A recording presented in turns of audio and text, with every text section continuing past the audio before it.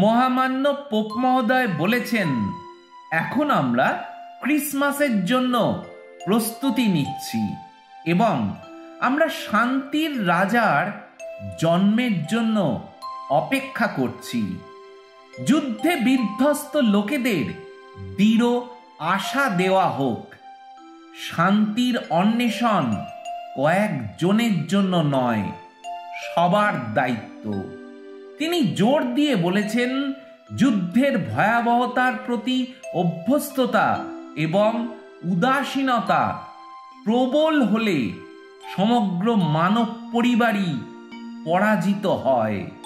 Pope মহোদয় ইউক্রেনের শহীদদেরকে স্মরণ করে বলেন, যুদ্ধ এবং শীতে ঠান্ডা তাপমাত্রার সংমিশ্রণ দুঃখজনক এবং লক্ষ লক্ষ বাস্তুচ্যুত মানুষের জন্য এবারের শীতকাল কঠিন হবে।